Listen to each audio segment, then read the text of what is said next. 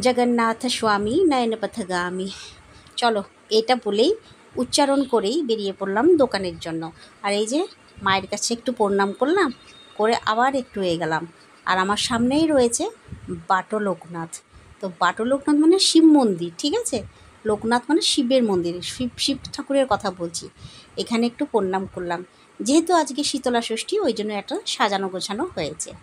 তো প্রণাম করে এবার চলে এলাম দোকান যাব বলে।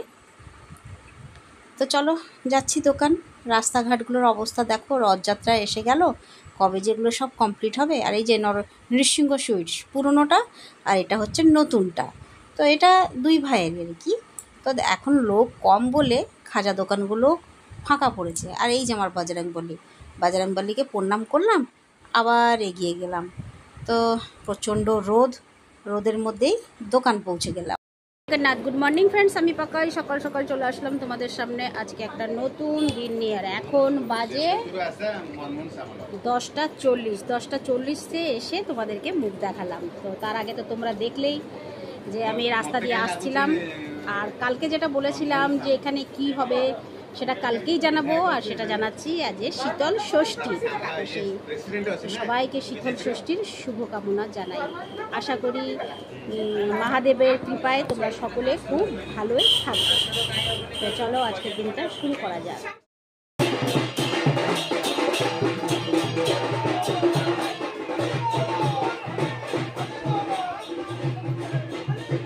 চলে এসেছি দোকান থেকে বাড়ি।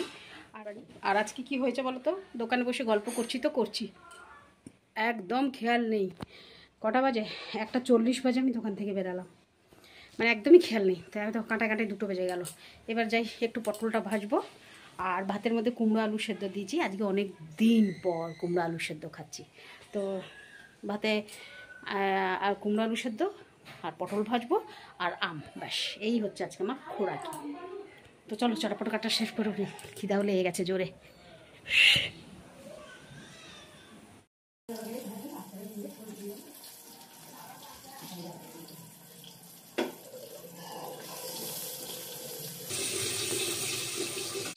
তো দুপুরবেলা খাওয়া দাওয়া সেরে রেস্ট নিয়ে আবার বেরিয়ে পড়লাম 4:15 দোকান যাওয়ার জন্য। তো দোকান যাচ্ছি। আজকে অবশ্য বিকেলবেলা দেখলাম বিশেষ রোদ নাই, বেশ মেঘলাই করেছিল। চলে আসলাম দোকানে এসে এখন বসে আছি। 4:35 বাজে, একদম রাইট টাইমে এসে পৌঁছেছি 4:30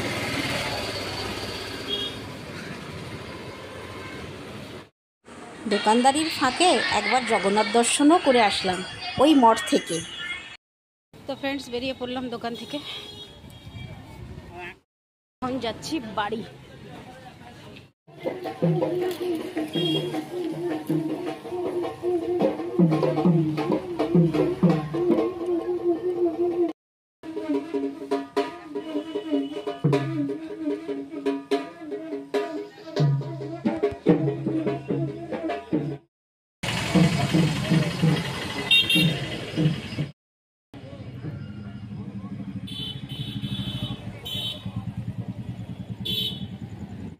হ্যাঁ ফ্রেন্ডস, তো চলে আসলাম বাড়ি এসে এখন ঢুকেছি, একদম ফ্রেশ হয়ে চলে আসছি।